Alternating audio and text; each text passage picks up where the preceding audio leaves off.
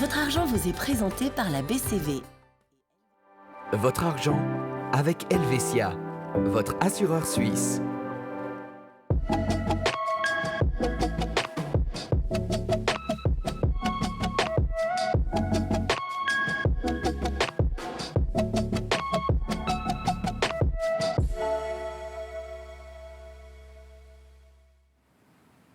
Bonjour à toutes et tous et bienvenue dans ce nouveau numéro de Votre Argent. Aujourd'hui, nous parlons services d'aide, que ce soit des babysitters, que ce soit du personnel de ménage, de maison ou encore aidant au jardin.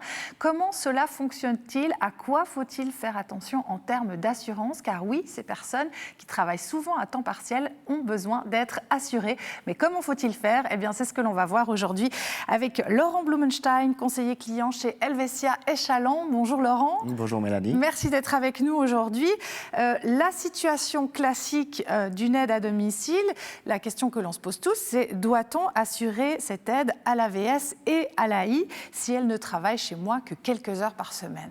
Alors, chez nous, quiconque emploie du personnel de maison, que cette personne a 18 ans ou aura 18 ans dans l'année en cours, doit être assurée au niveau des assurances sociales.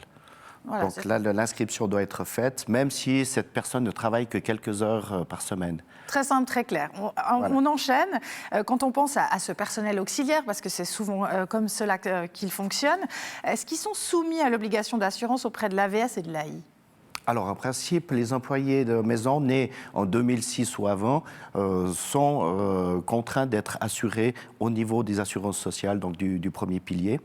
Pour les jeunes de 18 à 25 ans, si leur salaire ne dépasse pas 750 francs pendant l'année, ils ne sont pas soumis à l'AVS. Voilà, donc c'est vraiment un taux en fait, auquel il faut faire attention. Oui. Quand on pense maintenant aux cotisations à la caisse de pension, est-ce qu'elles sont dues ?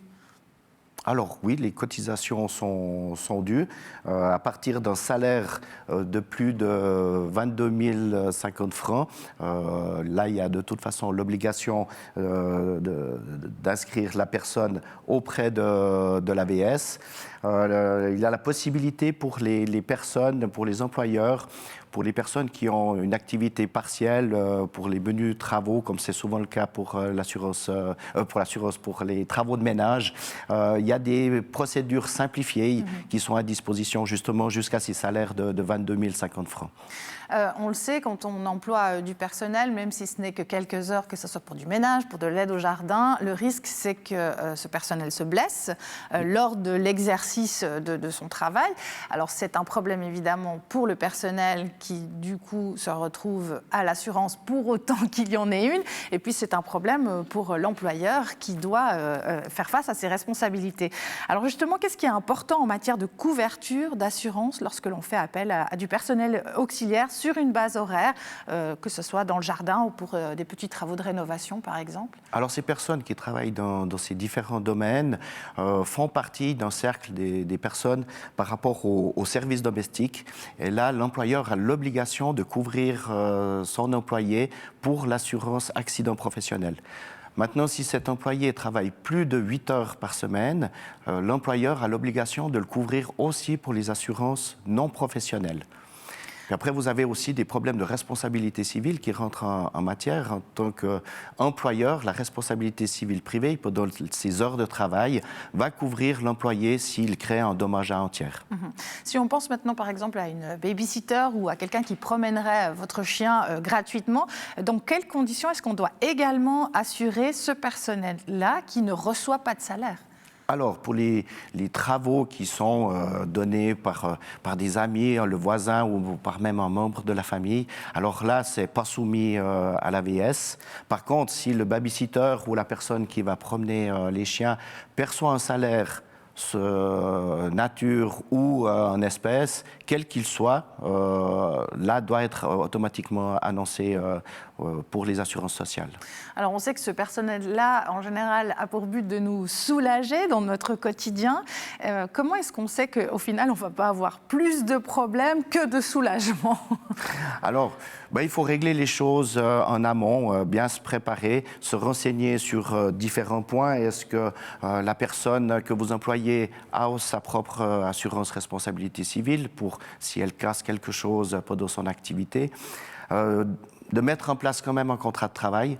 Sur Internet, on trouve des modèles sans souci.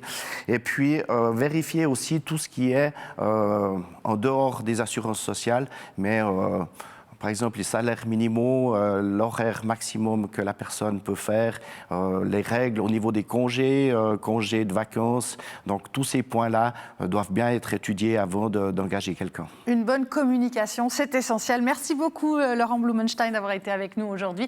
Quant à vous, merci de nous avoir suivis. À très bientôt pour un nouveau numéro de Votre Argent. Au revoir.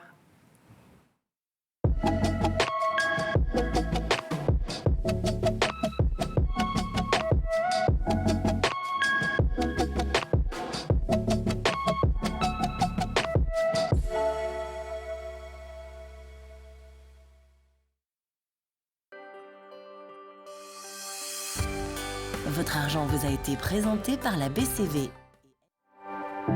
C'était Votre Argent avec Helvetia, votre assureur suisse.